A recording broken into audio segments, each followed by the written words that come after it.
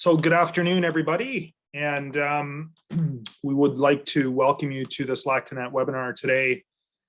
For those of you that do not know, I'm Jeromy TenHag and I work for Lactanet in the area of herd management and specifically with software and with data. And, put a lot of time and effort with customers to work with them on how to use the software and the data to make more effective and ultimately more profitable decisions on their dairies or for their client dairies. And really good news is we also have Dr. Ewen Ferguson here today with us, and he'll be helping present the information to you. I think many of you that are on the webinar today will know Ewen. Ewen is I would say at least retired from large animal practice veterinarian from Central Ontario, and has had lots of years in doing herd work for clients for dairy herds in the Central Ontario area. And over the last number of years, I've been fortunate to work with Ewen. Ewen's extremely well known and well respected in the dairy industry, not only in Ontario, but I think across North America, really. And we're so fortunate to have Ewen working with Lactanet and having him here today. So thanks, Ewen. So, I will say we're quite excited to present, a number of interesting and I think even novel benchmark related data to you today. And, we're going to focus on different production metrics from 2020. And the production data has been gathered from Lactanet and from herds that are on a milk recording plan across the country.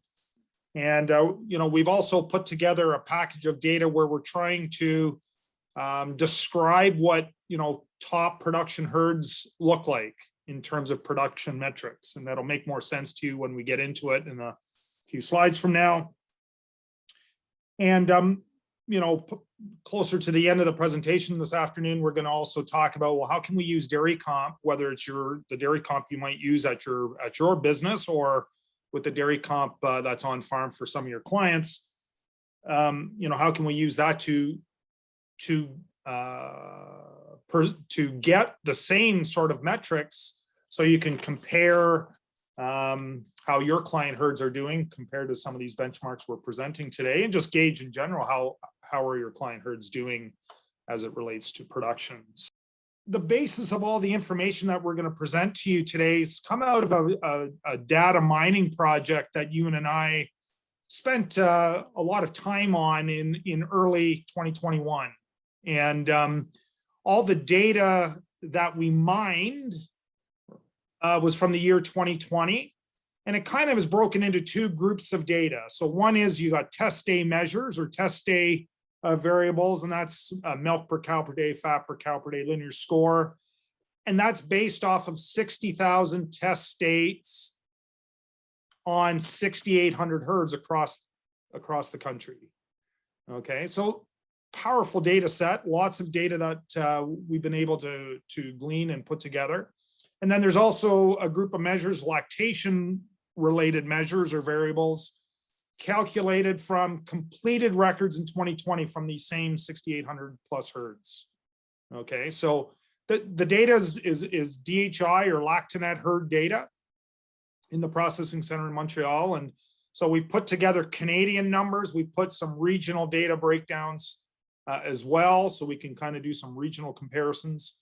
And we've also, took some time to compare, what were the 2020 numbers like compared to the 2019 numbers, partly just to see where's the industry at in terms of production, partly to validate, our process of putting all this together. So that's kind of the basis of all the remaining information we're going to present to you today. And before we sort of dive right into that, I just want to make sure that we acknowledge and say a huge thank you to Karen Hand and Dr. Dave Kelton.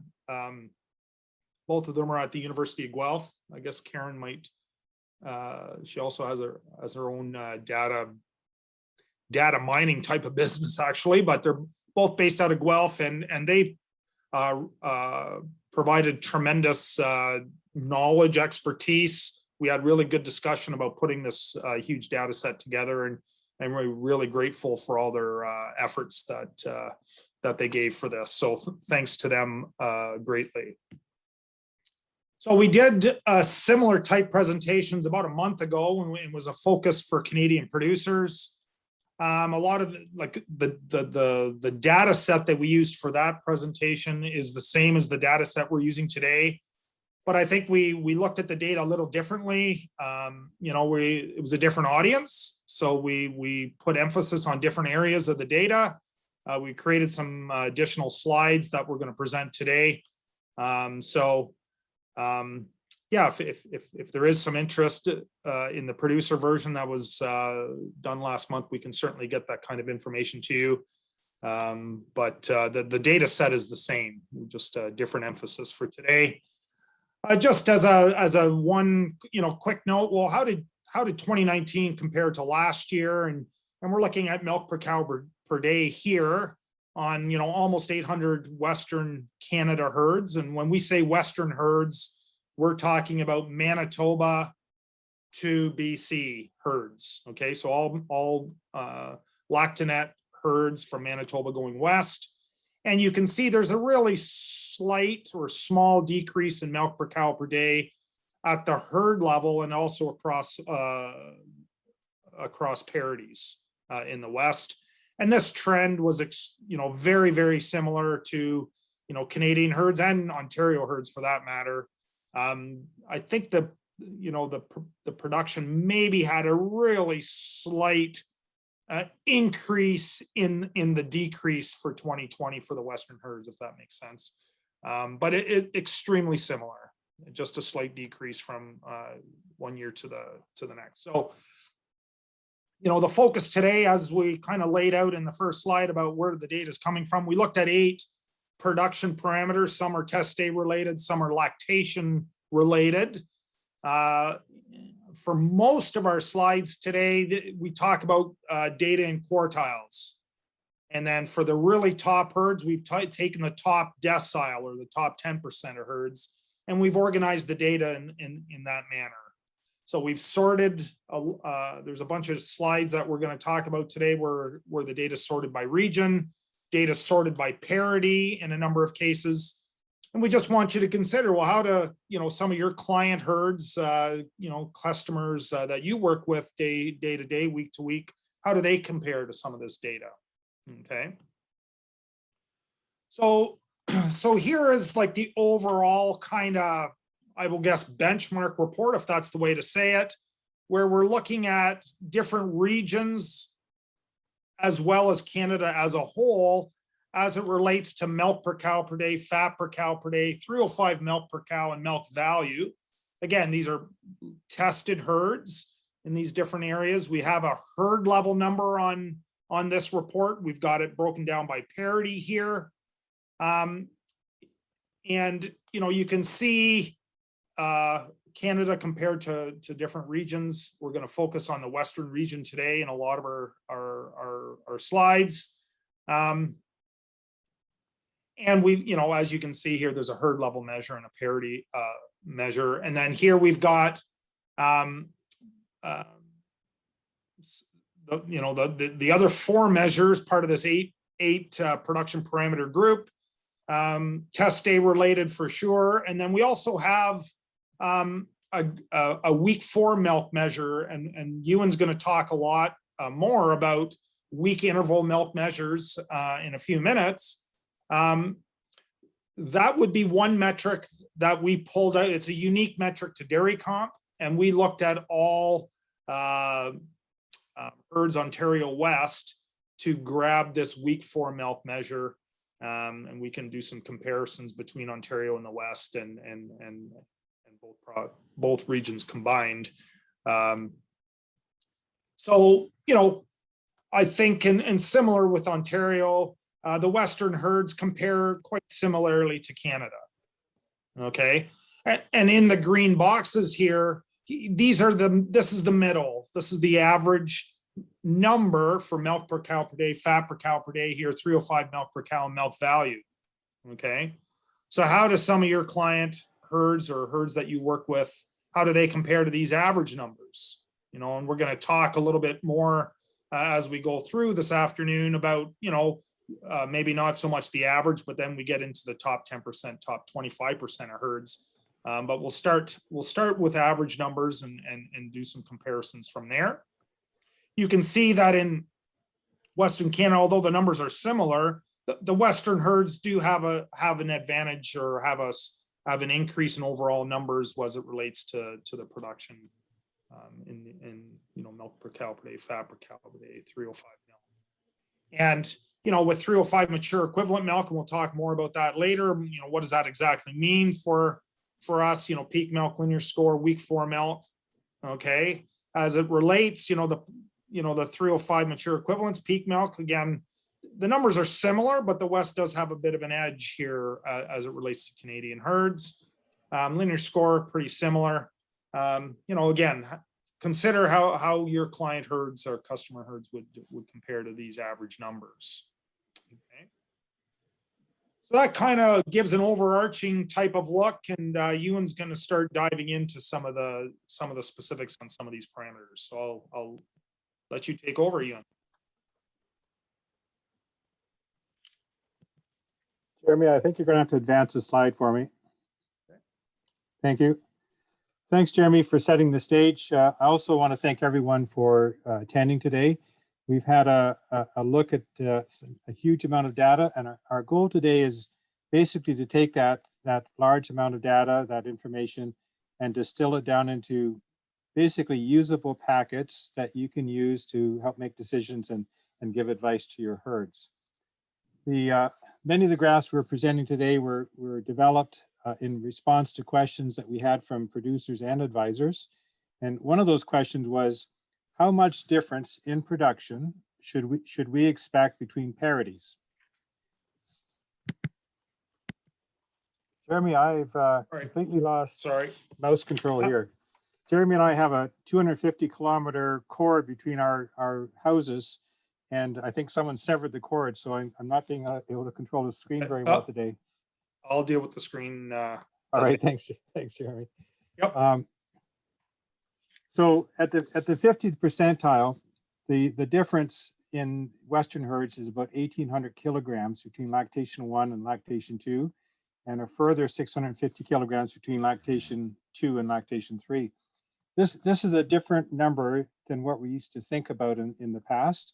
We'll come back to this a little bit later, but certainly heifers are different today than they were just not that too many years ago. Later, when we look at the top 25th percentile of the herds, you're going to see this difference is even more dramatic than the 800 and the 650 between the parities. Next slide, Jeromy. Thank you. Having a good transition period and achieving a high peak translates into more kilograms of milk during the lactation. This relationship shows on this graph an average of 285 kilograms of 305 milk per kilogram of peak. So peak is important. When I was just a young vet, I think we were told, you know, there was, if you got a kilogram of peak, that might be, you know, 180 to 200 kilograms of extra milk or of milk during the lactation. And I think later that number got up to about 220. And so now we're sitting, you know, in the high 200s. So again, to make my point, I think cows and heifers are definitely doing better now than they did just a very few years ago. Next slide, Jeromy. We also want to look at the impact of milking frequency on daily production. And the common rule of thumb that we've always been told was that if you go from a 2x herd to a 3x herd, we should expect an increase of about 15%.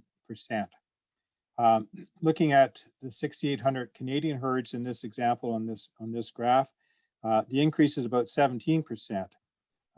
Herds milking with AMS are seeing a production increase compared to the 2x of about 11%. Next slide, Jeromy. So if we start to now challenge these herds and start looking at not the average herds, but the top 25 percentile of herds, we can see that the overall daily production, you know, the numbers increase. So for example, in the 2x at 50 percentile, cows are milking 31.6 kilos, and now in the 75th percentile, 2X herds are milking 34. So the absolute numbers have increased, but the relationship or the ratio between going from 2X to 3X or to AMS is roughly the same. We're still seeing that same range of about 9 or 10 to go to AMS and 15 plus to that herds that go to 3X milking. Next slide. So how do the Western herds fare? And I'd say it's a very similar response. You know, we've got about a 10% and a 14% increase. And the next one, Jeromy. And one more. And again, you know, we're seeing that 8 to 11% bump going from the 75th percentile. Again, the numbers are higher. We may not see as much of an increase going from in AMS at the 75th, but certainly we're in that we're seeing improved numbers than in the 75th than we did in the 50th. So the relationship stays very much the same. Next slide. So for the top 25th percentile of the herds, I guess we want to see what difference parity would make. And we're told that heifers do better than if they're milked more frequently than cows do, or they enjoy being milked more often. So I'm using for the example here, the 60,000 tested herds in Canada at the 75th percentile. And we're looking at the same herd that I showed earlier. So that 9% increase if we go to AMS and 15% if we go to 3X. But now I'm comparing to what happens to the first calf group, the first lactation heifers in that group. And it seems that there's about a 1% improvement in production for heifers if they're milked more frequently than based on the herd. So that 1% I think is indicating that heifers do enjoy being milked more often than the herd average would indicate. And one more slide, Jeromy.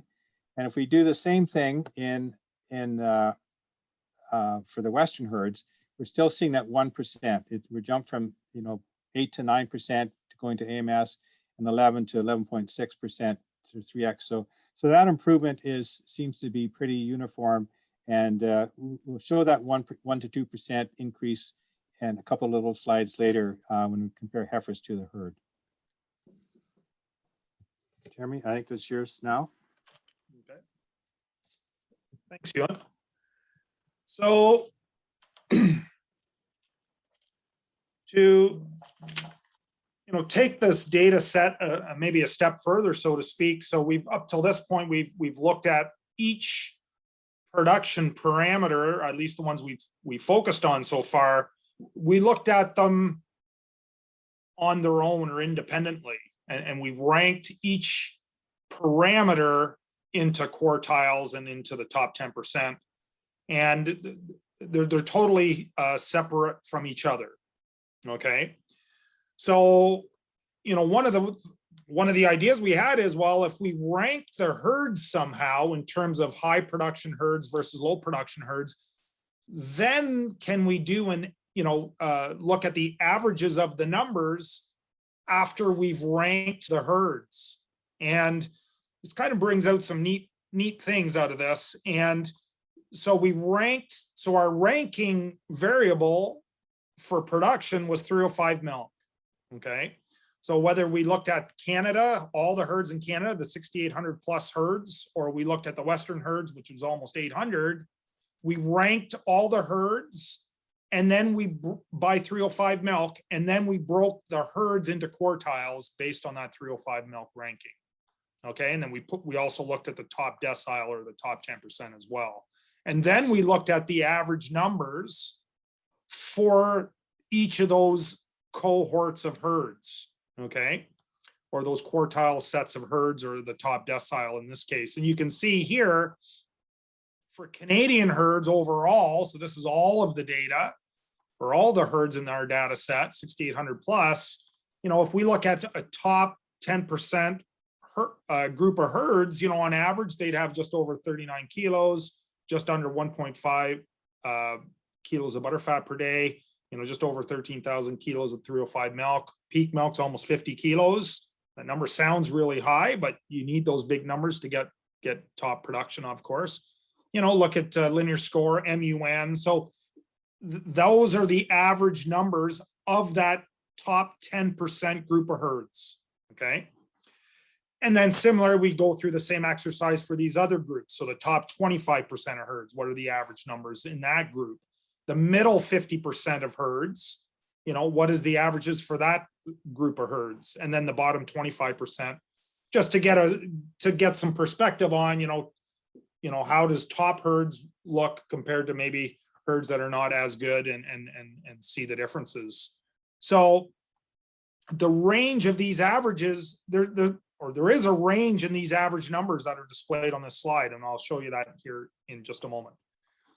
So for the Western herds now, so we've got almost 800 herds where they're ranked by 305 milk, and these numbers are slightly higher than the numbers on the previous slide. At least milk per cow per day for sure was. Fat per cow per day, they're right around, they're very similar. Okay, so some numbers are actually up a bit, some just slightly down a bit, but the same concept or way of putting this table together applies as discussed with the Canadian herds as well. Okay, you can see, so out west, these are the kinds of numbers you'd see if you want to be in these different areas ranked in by production level. So if we look at all of the herds, rank them all by 305 milk, you can see there's 4 sets of 4 bars. Okay, so within each set of bars, it's color coded by the region, right? So there's a Canada region, Ontario West, Ontario, and Western Canada. So the Canada herds are on the outside left, the Western herds on the outside right. And you can see there's an average, and then the full bar displays 75% of the herds within the bar. And then the skinny bars on the top and the bottom show the outliers. Okay. And you can see for the top 25% of herds, and then like it's broken into quartiles here. So the top 25% on the left, the bottom 25% on the right, and the variation. So there's variation within each quartile group of herds. But then what I find really interesting is the difference between the different quartiles, right? So the top quartile has 12 kilos per cow per day more than the bottom quartile on average. So both groups of herds are working equally hard day in, day out. So it's the management and the different strategies used on these farms that are, to me, going to have a big say on the production levels. Similarly, for fat per cow per day, you get that it's analogous to the previous slide. You got your quartiles, top quartile to the bottom quartile, and the two in between. There's a variation around the average for each of those quartiles. And then again, the difference between the top group of herds, the bottom group of herds, almost a half a kilo per cow per day difference. These are significant differences, right? So just interesting to see. And to me, it's a bit of a motivator if someone would see that, depending on where they sit in this group of herds, there might be a real good motivator to maybe change their ways if that's what's required. One of the other pieces, and Ewen alluded to this earlier, but if we look at now, so these boxes here are for Canadian herds, the top 10% of herds and the top 25% of herds, and look at the 305 milk differences between parities, right? And, and I know when I started at DHI at the time, when you listen to Don Lazenby, Bill Gregston, I think Ewen was probably part of that group way back when I started, and they're talking about, there's around 1,000 kilos difference. That's a general rule of thumb between the parities. That's not the case now anymore, right? So between that first and second group, there's a double that, just over 2,000 kilos per cow per day. And then the older, lactation 2 to lactation 3 plus, maybe not quite 1,000. So, and that translates, obviously milk is a big driver on milk value. And you'll see, big differences between milk value in lactation between the parities as well. So that's for Canadian herds, and Western herds is no different, which is what we'd expect. Production numbers are similar. So these kinds of numbers are also going to be similar, right? And top 10% of herds, again, you get in that, if you combine these, it's about 3,000 kilos spread for in the top 10% from going from lactation 1 to lactation 3+. If you add those numbers together, top 25% of herds, that difference is maybe tempered down a little bit, but still close to that 3,000 kilos difference in terms of 305 milk between lactation 1 and 3+, and the corresponding milk values. Again, those numbers significant. So we're looking at 305 milk. Oops, sorry, everybody. Supposed to keep the ringers off. I totally bad. So, so what else can we do with 305 milk? Can we use this value or metric in other ways? 3,000 kilos difference between the youngest cows in the herd and the older cows in the herd, right? Can we use this as a predictor of how they're going to do in the future? I think we do that a little bit already. Mike Van Amberg, he was a speaker at the virtual Western Canadian Dairy Seminar this year, and he says, heifer or lactation 1 305 milk should be 80% of mature cow 305 milk in herds. So he's using US data, and that raises a good point. All this, we get lots of data or similar kinds of data in different studies, different talks. A lot of times it's from the US. So that this data set and the information we're showing you, it's Canadian data. It's a powerful data set. The herds that you serve and work with day to day, week to week, if they're on milk recording, their data's in here, right? I think it's meaningful to all of us when we can talk about Canadian data. So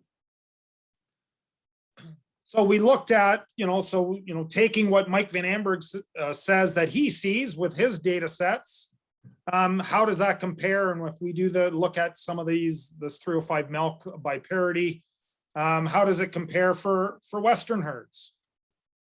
Okay, so if we look at all the herds together in the West, so it's about almost 800 of them, this holds true for Western herds as well. You get about that 80% mark when we compare lactation 1 305 milk to mature cow 305 milk. And that is very similar across all production levels. Okay.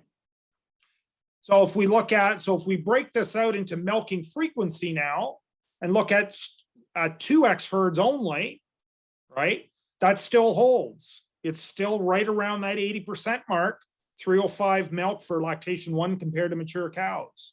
Okay. And regardless of what production group you're in, it holds the same. Okay. If we move now to robot herds out west, again, same, almost bang on that 80% mark. There's virtually no change between 2X robot herds and all herds as a whole. And if we look at, the one difference where it's maybe looks a little bit different is for herds that milk 3X. And there's just a slight increase in 305 milk for lactation 1 animals as it compares to mature animals. And it's slight, granted. And I will note, that bottom group of herds on the left of this graph, there seems to be a little bit bigger increase of lactation 1 milk compared to mature cows at 83%. But again, it holds very similar to other data sets where more cows milked more often, especially lactation 1 cows, seem to have that a little bit bigger bump compared to the older herd mates. So this leads kind of nicely into Ewen's next set of slides.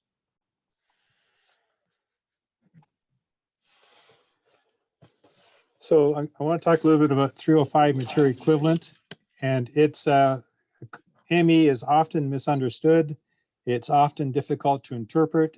And I think we often ask ourselves, is there a relationship between parities? I like this quote by Yogi Berra.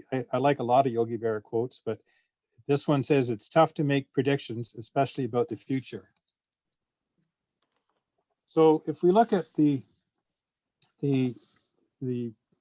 parity and production levels in the West, I'll back up a little bit. The ME, often we try to use that mature equivalent. It's a method to try to compare all animals and all parities on a level playing field. And DairyComp can produce various graphs, but even when we look at the graphs, and Jeromy will actually show one later, it's sometimes very difficult to look at lines and say, well, you know, that's, you know, heifers are doing well, or the second lactation cows are doing well. So this kind of starts to give us a few numbers, and we can basically try to make some comments about this. So if we look at the Western herds, regardless of production level, if we use the third lactation group as our base or our standard, the association between parities seems to be remarkably similar. You know, it's basically the same numbers, regardless of whether you're at the bottom 25th percentile or the top 10th percentile. We should expect the younger animals to be superior to their dams because they do supposedly have superior genetics. So this association shows about a 3% increase over mature cows for first calf heifers, and about a 6% increase in production of second lactation animals over their dams. I can say that this pattern is not always what we see when we look at herds. And again, you know, Jeromy will show an example later where that indeed is not the case. So at least this gives us some ideas, some targets to aim for is, you know, what should we expect? And again, this is based on approximately 800 Western herds. We saw a graph earlier showing that the relationship between peak milk and 305 milk, and we want to further investigate if there's any relationship between on production levels based on production levels or based on parities. In this graph, if we look at the 50th percentile, which is the second group from the left, we can see that the lactation 1 animals have a peak about 34, just shy of 35 kilos. Second lactation animals have a 45.3, and mature animals have 48.4. And if we move to the right, I'm just going to do this. If we move to the right now, we can see that the absolute numbers are higher, which we'd expect. I mean, the better herds would have higher peaks. But what is interesting is that the relationship has basically remarkably the same regardless of production level. So if we use the first calf heifer group as a base, heifers peak at about 72% of the mature cows and about 77% of their second calf or older sisters. This trend is remarkably similar, again, as I said, regardless of which production group we're looking at. It doesn't apply quite as well to the bottom group. There's much less peak there, so basically we're seeing less difference between the parities.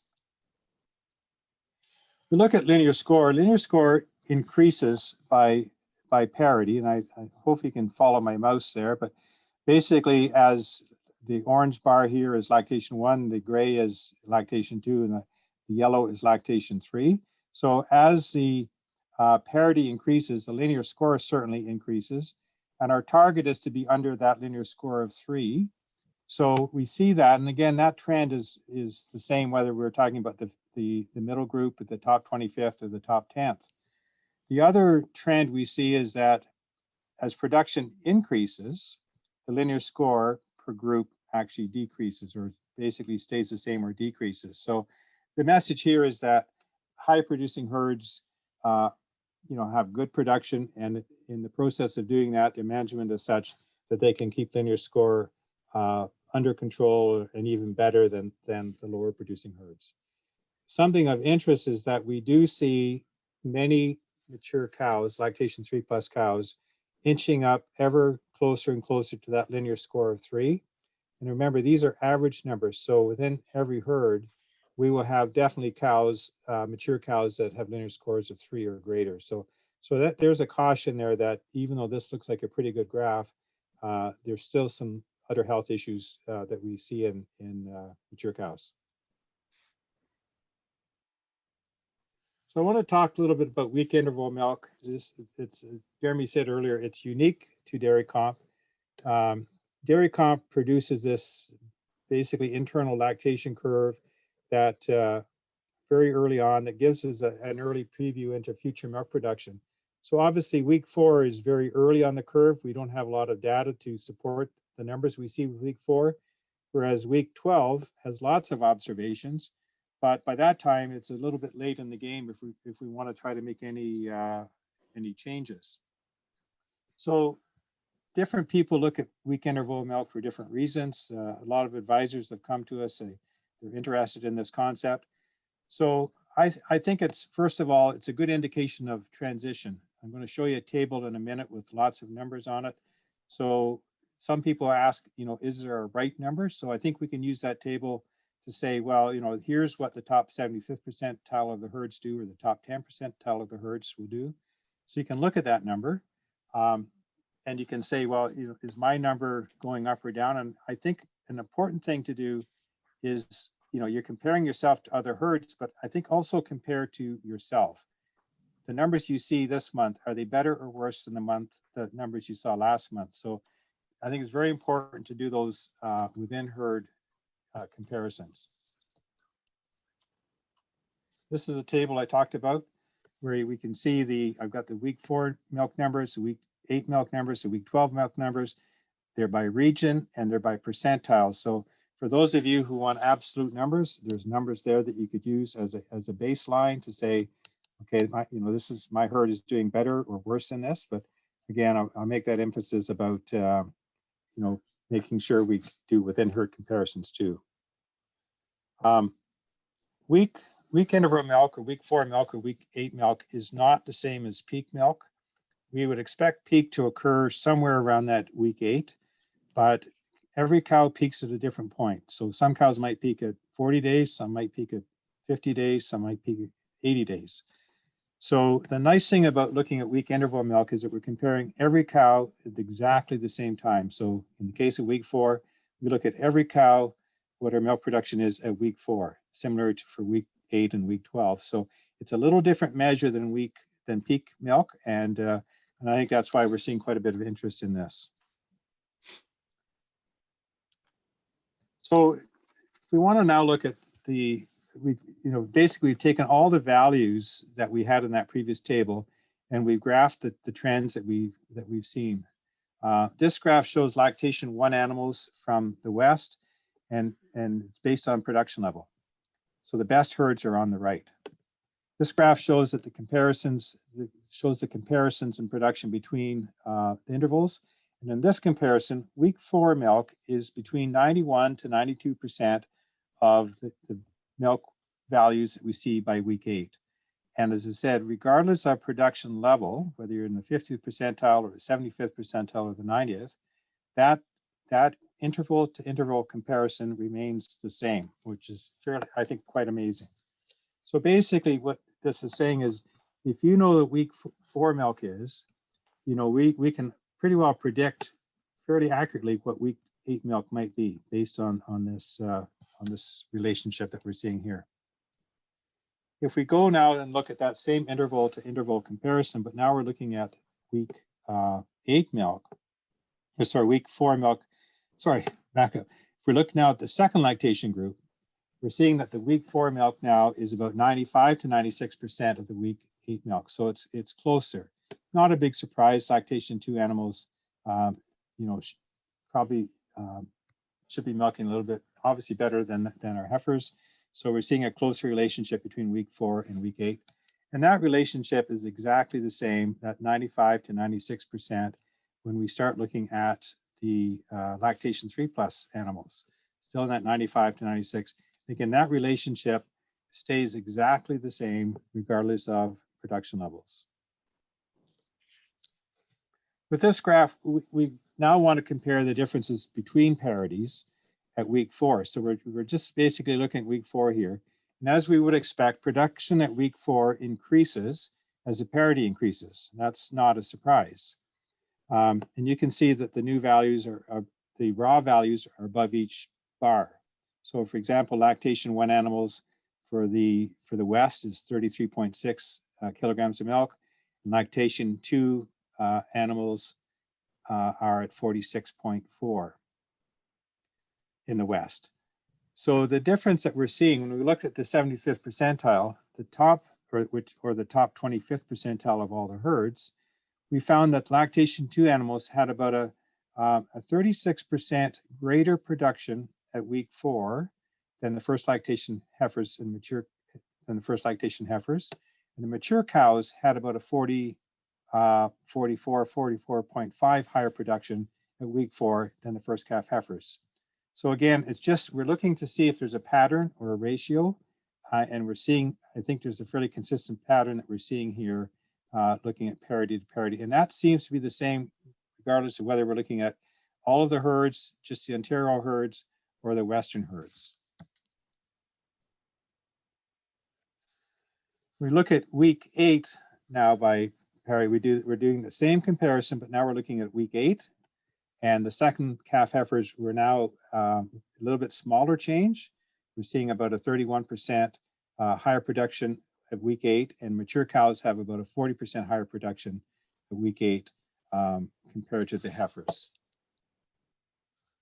And again, if we look at 3+ animals, or sorry, at week 12 milk, and we're comparing the lactation 2 to lactation 1, the difference is a little bit less again, it's 26, and if we look at the 3+ animals, it's 34. So these patterns are fairly consistent depending on what week interval milk that we're looking at.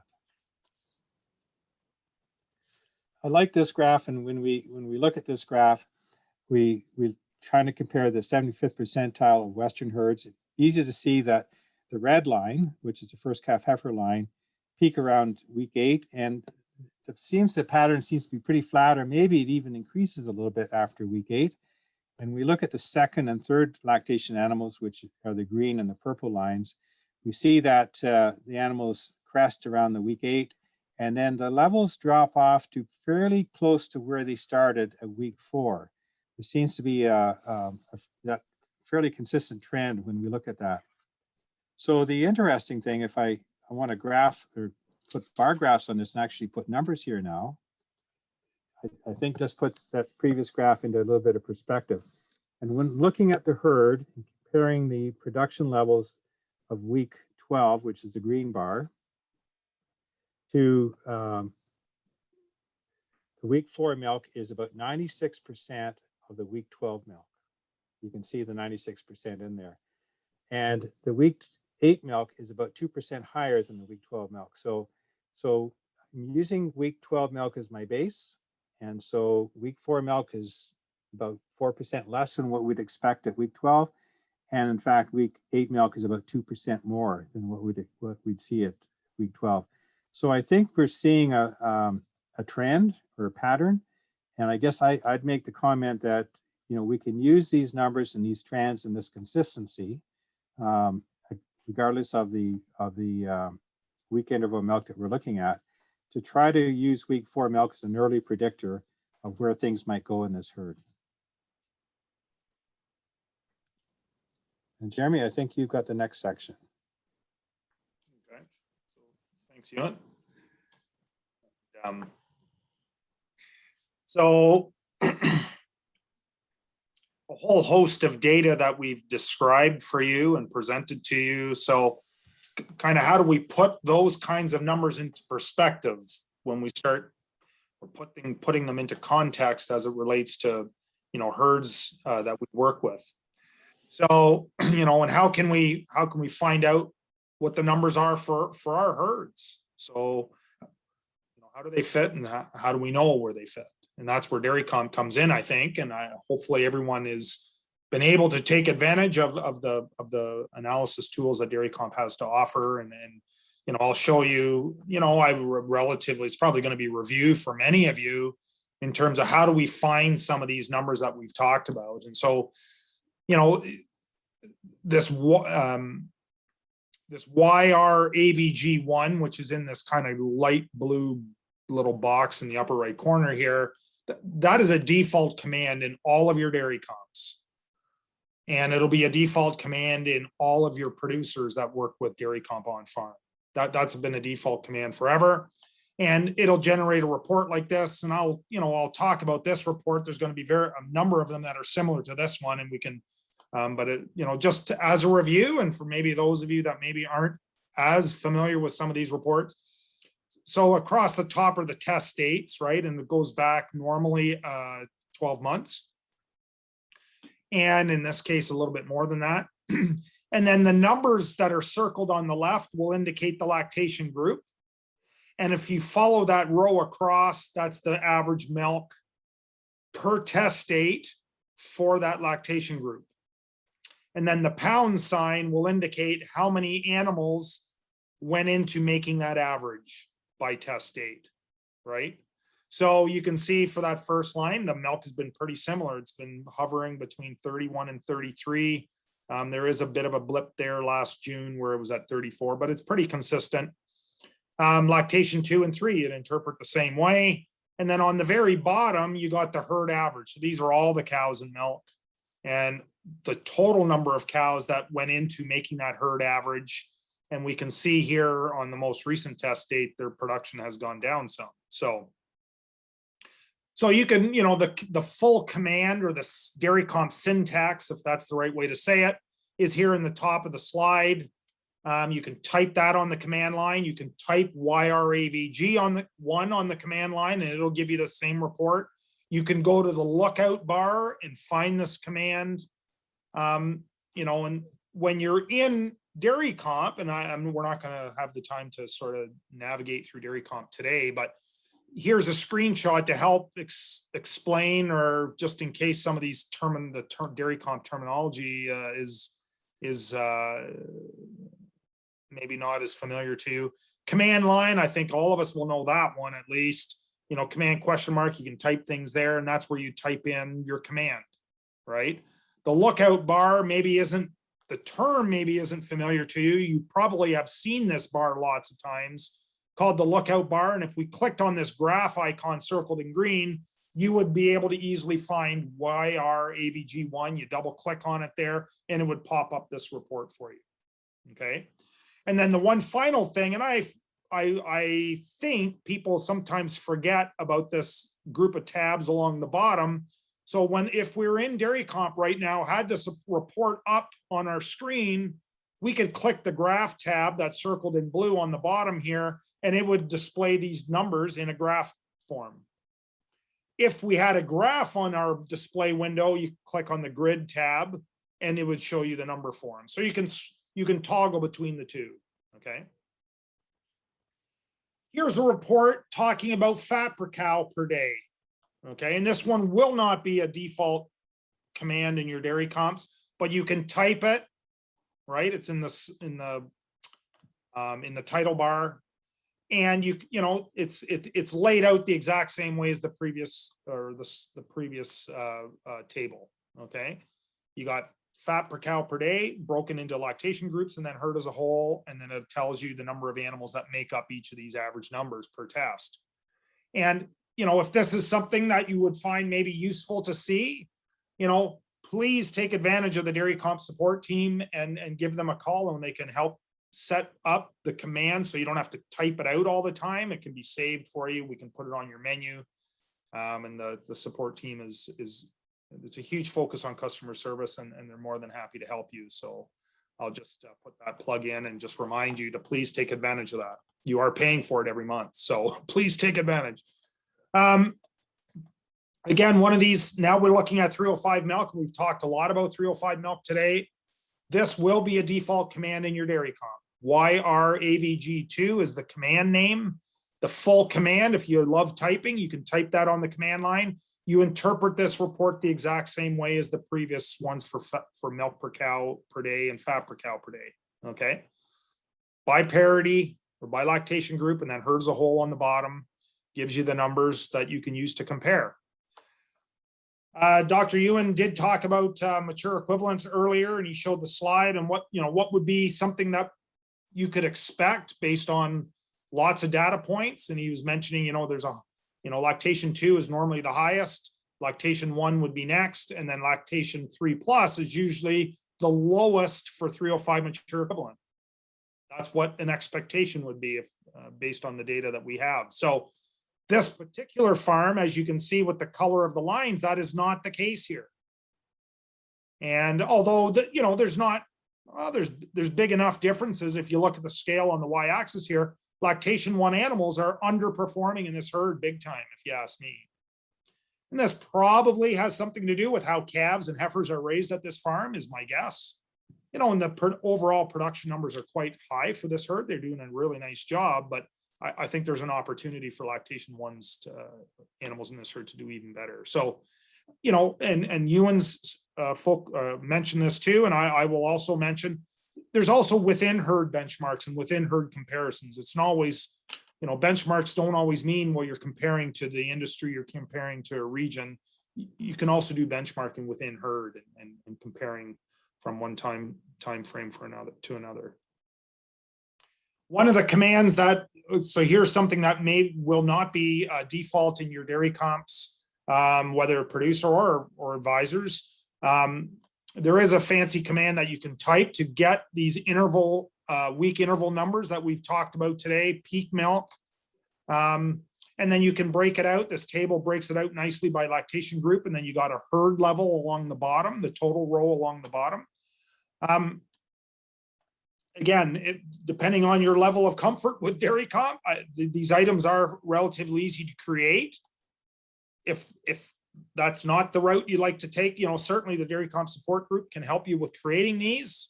We use specific item names to store these week 4, week 8, and week 12 interval milks, but it doesn't have to be those item names. The one trick that you might play that can be helpful is if you go into guide within DairyComp, and I think all of you will be familiar with guide in some form. If you go into guide, right away close out of guide, you will automatically have at least week 4 milk and week 8 milk items auto created for you. And guide uses the item names WMK4 and WMK8. And you can put that in the command up top here to create at least week 4 and week 8 values. The week 12 milk one, that's something that would need to be created that isn't captured out of guide. Okay. One final quick thing, and this will, for advisors, could be new to you. I know there's been some documentation mailed out and emailed out to customers early in the year, but there's a number of new test day related items that store additional test day information that could be used for management purpose. And milk value is one of those new items. For producers, those items are automatically added for them as long as they have a new enough version of DairyComp. So when they download their test day results, if those items are not there, the DairyComp will auto add those. For advisors, the way you get your test day records, it's different. It's a different process than what a producer would use. So we got to add these items manually for you. And there are tricks and it's not a trick, but there's little shortcuts is what I'm trying to say, shortcuts to adding some of these items. So if you're interested in that, again, please get in touch with myself for the DairyComp support team. We can help you with that. Again, another default command, linear score broken out by parity and herd as a whole. And it's the default command. It's in all of your DairyComps, YR, AVG3. You find it in the same spots you'd find the other default commands that we've already spoken about. And, this herd, udder health is okay. A little surprising is the average linear score for the first lactation group. Although it's improved here in recent months, that there is some opportunity to maybe investigate and maybe do a little bit better here. But certainly these numbers are reasonable. One final thing that I'll touch on very quickly, and before Ewen wraps up for us, is just another bit of a teaser for future presentations like this. But we looked at KetoLab results. So KetoLab is what was formerly called Keto Screen, and it's a milk BHB measure taken out of the milk samples that are collected on test day for herds. Okay, so a way to report back to you on, so what is, and milk BHB or KetoLab, sorry, is used as a subclinical ketosis herd screen. It's not meant to be a cow screening tool or finding high ketosis cows in the herd. It's meant to be a herd screen to understand what is the level of subclinical ketosis in a herd. And of all the early lactation milk samples taken in 2020, this is the percent of positive samples for Canada as a whole on the left, and then for the different regions. So you can see Western Canada is down slightly compared to the other three groups of herds here. So that's good on the Western Canadian herds. It's broken out by days of milk, the first 3 weeks after calving, and then from 3 to 6 weeks after calving. And if we looked at this same graph, say, I think Ewen has some examples of the exact same graph from 5 or 6 years ago, these bars would be significantly above the red sort of 20% cutoff bar that's in this graph. So there's been some significant improvement in managing and monitoring, I will say, subclinical ketosis in the herd. So that's a great news story. If we look at Western Canada herds and KetoLab results, and we've broken it out now by production levels. So we've ranked herds by 305 milk. We've put them into deciles. So instead of breaking the herds into 25% quartiles, they're in 10% deciles. You can still see, although overall the numbers have improved significantly, there's still a large or a significant group of dairies, and more so on the lower production side, that have, positive samples above 20%, not 20%, that cutoff that we want to be below. This is, there's still work to do is the gist and the moral of that story. So significant improvements, still some work to do. Doesn't probably surprise that as herd production goes up, subclinical ketosis is lower, and that's probably one of the reasons why they do so well in terms of production. And then finally, if we look at KetoLab results for the first 3 weeks of for the first 3 weeks after calving, for samples taken, then we can see, broken out by region, but also by parity, those older cows, or those yellow bars, are quite a bit above that 20% threshold that we want to try and be below. So again, there still is work to do. Older cows, there still is concern for those, and probably isn't surprising. The older cows would be higher, but I think this graph shows that there's still work to do as it relates to monitoring subclinical ketosis on our farms. So and it's similar across regions, as you can tell. Maybe a slight decrease for the Western herds, but overall it's fairly similar, to be honest. So, so I'll let Ewen take it away just to sort of summarize some of the key points from today. Okay, thanks, Jeromy. So we're just going to wrap this up. I think I've got 13 or 14 different points that we want to just summarize. Basically everything we've talked about already. I'm just going to put them into a summary. So the first thing is that production decreased. Jeromy showed that one slide of 2019 to 2020, and we did see that the production decreased a little bit. I think that's normal. We're going to see ups and downs from year to year. But the importance of looking at that data is that now we've got 2 years of data that really helps validate the trends. And that because we're looking at 2 years, we basically have 130,000 test dates. So very powerful data set, and we're pretty pleased to and confident that the numbers we're giving you are pretty significant. The point number point number two, production does matter. If we look at the 50th percentile Canadian herds, they're producing 32.1 liters of milk per cow per day and 1.28 kilograms of butterfat. And if we compare that to the top 25th percent, boy, sensitive. I've got a sensitive one now here. Now, if we compare it to the top 25th percentile of the Canadian herds, substantially more milk, 3 liters more milk, and 1.42 kilograms of butterfat per day. So there's a big difference between being average and being in the upper levels. Early starts are important. We looked at the importance of peak and that 285 kilograms of 305 milk for every kilogram of peak. We also saw that heifers from the top herds, the very best herds, tend to peak about 72% compared to their mature dams, and about 77% compared to their older sisters in the second lactation. So I think, again, we can use these as guidelines to see, are my heifers performing at the level that I would expect them to compared to the other cows in the herd. Not a surprise that milking frequency increases daily production. And if we use the 2X herds as the base, AMS herds generally are producing 8 to 12% more compared to the 2X herds. And the 3X herds are producing 15 to 19% more than 2X herds.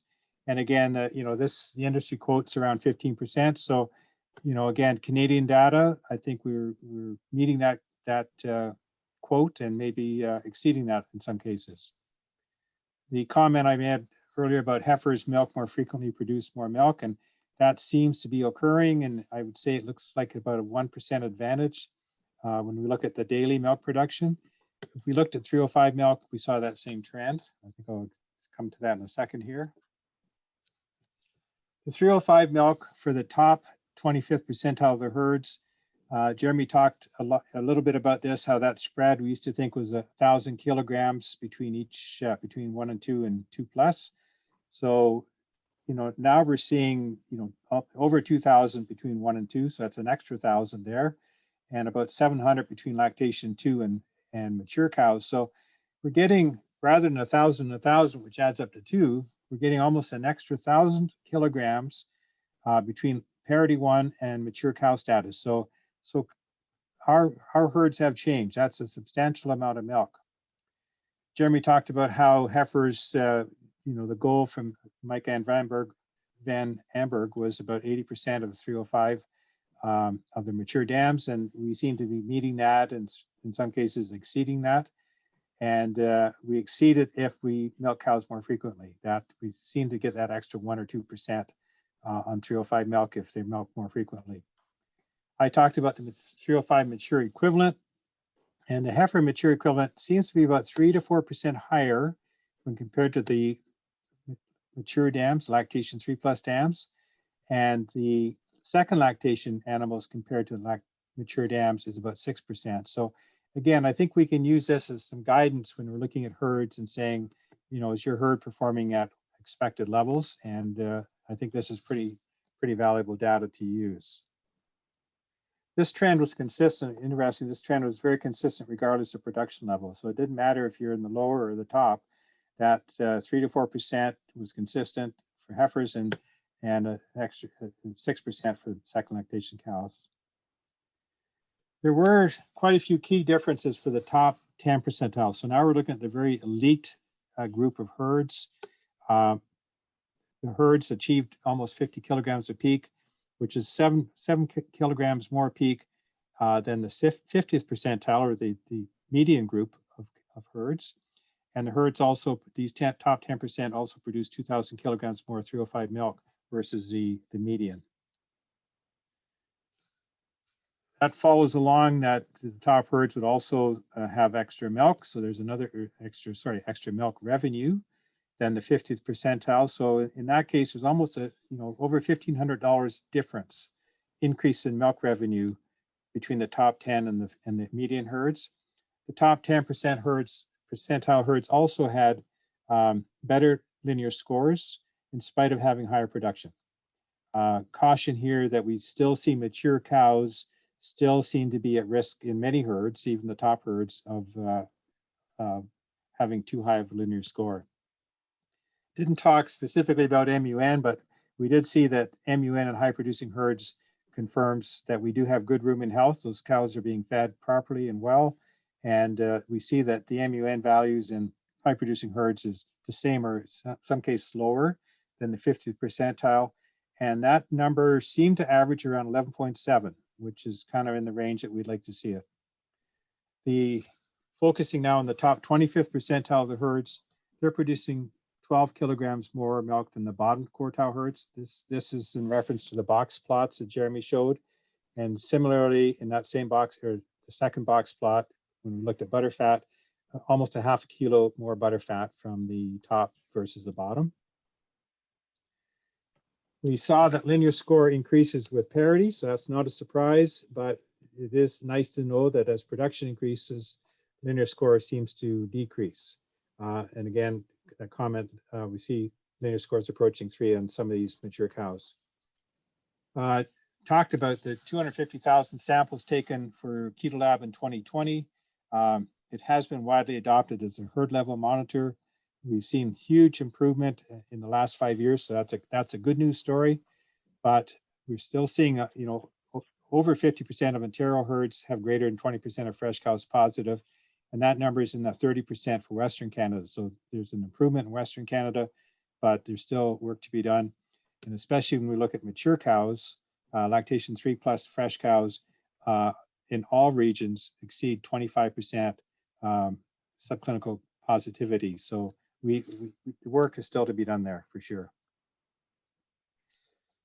Finish up on week interval milk. We talked about the interval to interval comparison. So when we compared week 4 to week 8 to week 12, and we saw that the week 4 milk is about 92 to 95% of the week 8 milk. That is slightly different depending on parity. When we looked at parity to parity, we saw a consistency of milk increases between the parities, so that's not a surprise. But depending on which interval is being measured, lactation 2 and lactation 3 milk is roughly in that 30 to 40% higher production than lactation 3 milk production. Sorry, than lactation 1 milk production. When we looked at week 12 milk and we use that as a standard, week 4 milk is about 96% of week 12 milk, and week 8 milk actually exceeds week 12 milk by 2%. And that trend was consistent regardless of the production level. And Jeromy, I think you've got the wrap up slide. So thanks, Ewen, for summarizing the presentation today. That was great. So hopefully the production, metrics and benchmarks that we've shown today and characteristics of top herds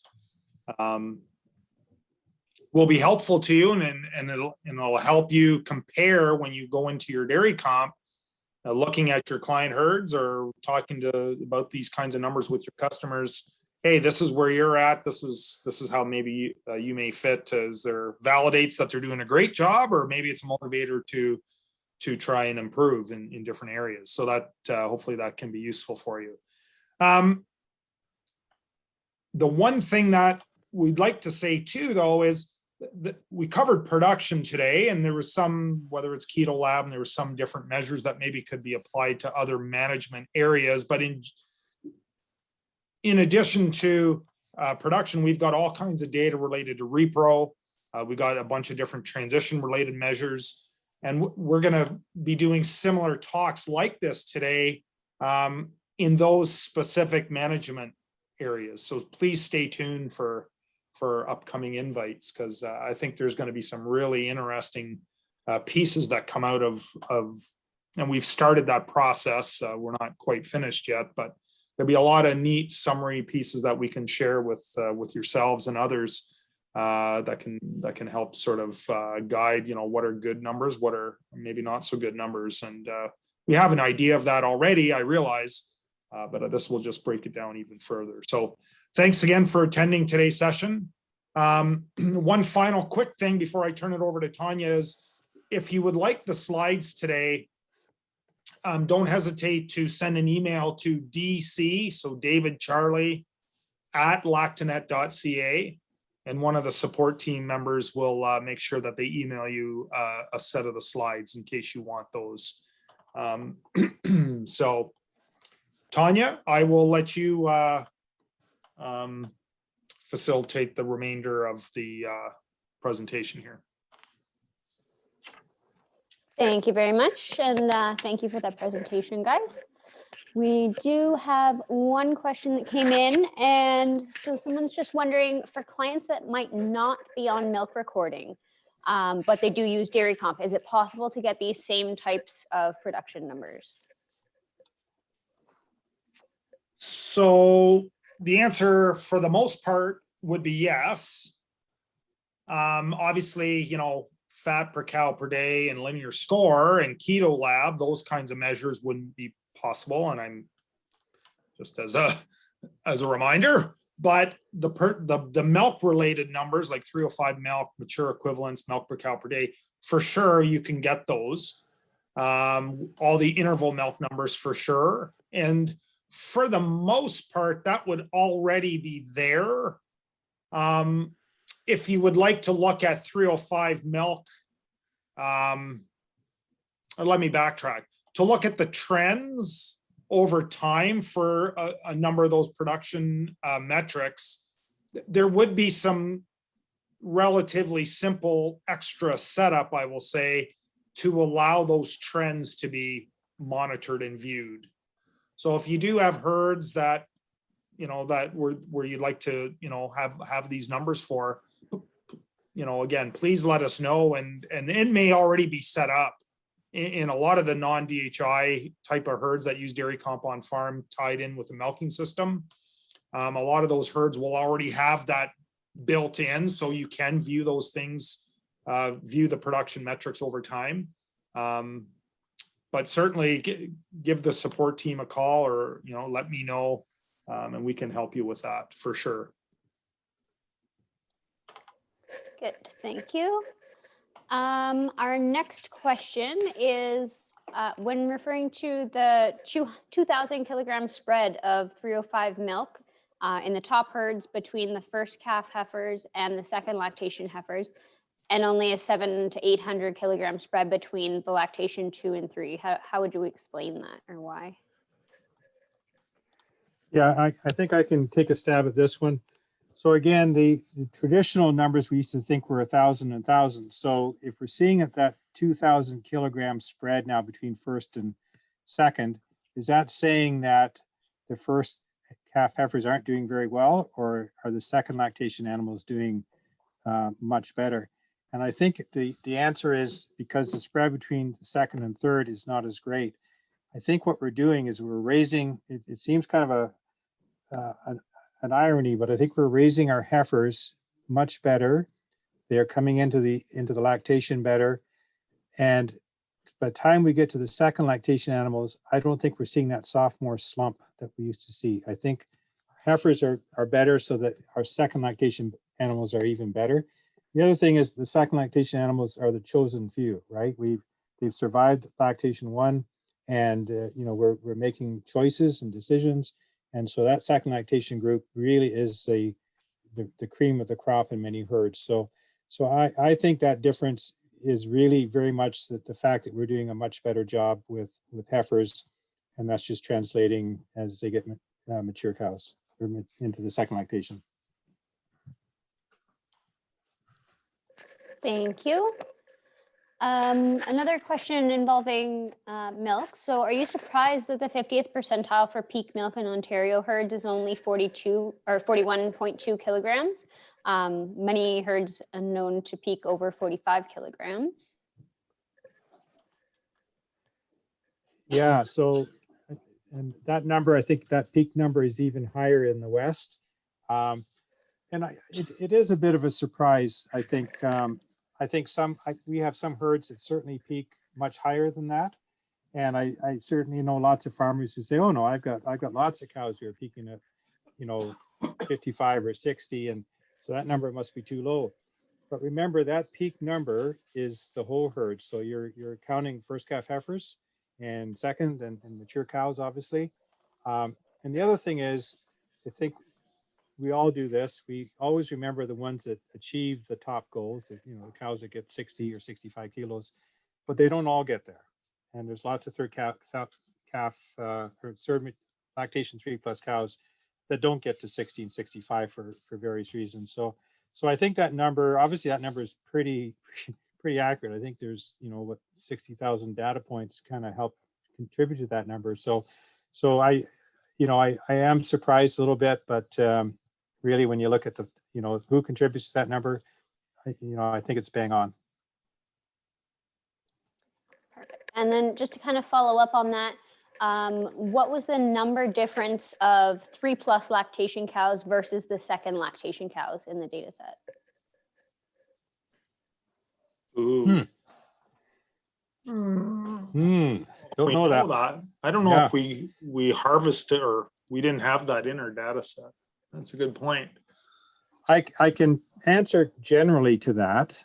And again, I've been doing this for a few years, as you can see by the color of my hair, but I would say when I first started looking at records with DHI, and that was back in the 90s, looking at them fairly in depth, the ratio that we saw of lactation 1, lactation 2, and lactation 3 would be probably in the 30% first, 20% mature, and close to 50% for the, 20% second and 50% for the mature cows. That is not the case anymore. And I think many herds we're seeing 33, 35% heifers. 20% seems to be pretty standard still for the second, maybe a bit higher. But we're seeing lots of mature cows. The numbers there are down in the 40s, sometimes high 30s. So there has been a shift in management and keeping older cows. There seems to be more, and that may have to do the whole thing about sex semen and more heifers, and no market for heifers, so people are milking them.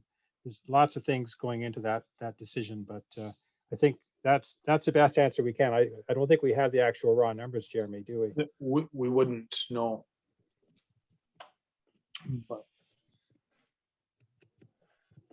But thanks so much for everyone for attending today. That's great.